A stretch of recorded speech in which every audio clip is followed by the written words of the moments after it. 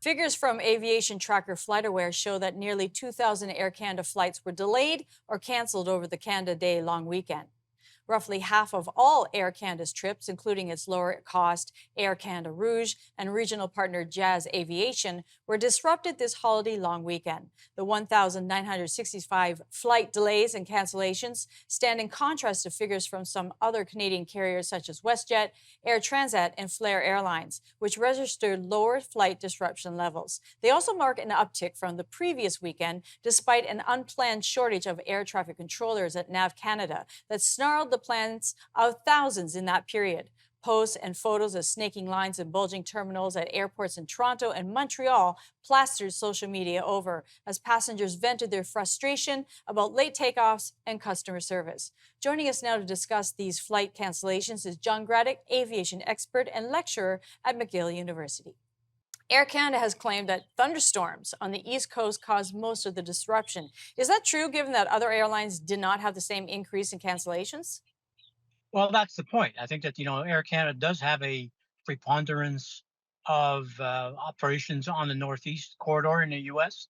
So they operate to New York, Boston, Washington, Philadelphia.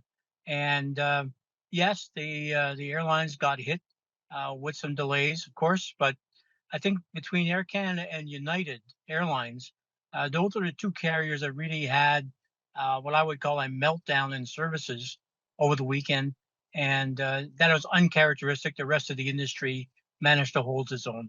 What makes the problem unique for Air Canada versus the other airlines? Well, like I said, Air Canada is a major carrier on transborder routes. WestJet, Flair, Lynx have very few frequencies into that market. So yeah, if you have thunderstorms and you have aircraft or airport delays in those places along the northeast coast, you as a carrier will get hit. But thunderstorms last for 3 or 4 or 5 hours.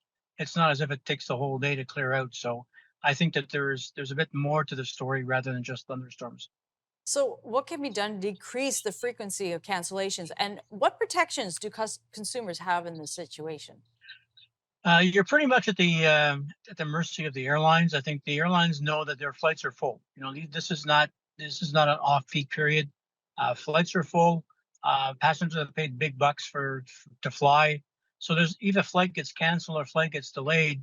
There's not much of an alternative left for you as a passenger to get protected until the airline can find you an empty seat somehow, some way in the future. And some of those flights may be 2 or 3 hours later. Some of those flights may be 12 hours later. Some of those flights may be 1 or 2 days later. So you are really at the mercy of the airlines in terms of what they can do to protect your flight back to where you're going. So there is compensation that might be available depending on the mood of the airline.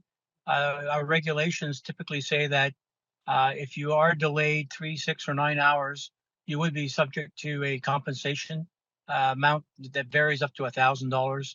But there's also that caveat that says if it's situations beyond the airline's control, then you're in trouble. So that's where it gets to be a little tricky.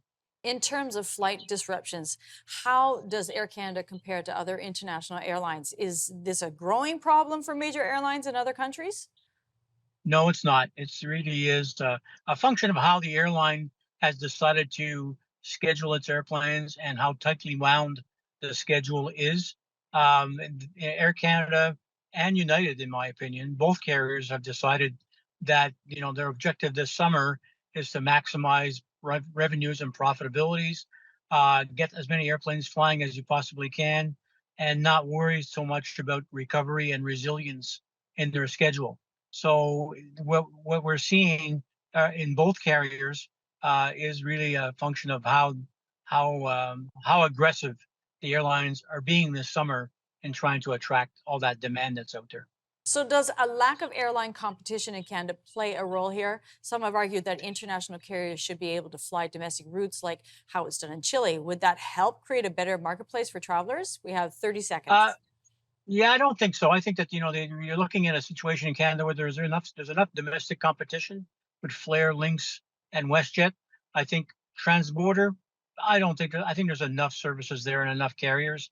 This is really in the hands of airline management in terms of how they decide in fact, deploy their fleet, and it's been way too aggressive. They didn't learn from summer of 22. Thank you so much for your time. My pleasure. Have a great evening. You too. All right, stay with us. When we come back, we'll be joined by Catherine Murray, host of The Buck Stops Here for Forum Daily's weekly market update. After that, we'll be bringing you today's top international stories and headlines from around the world.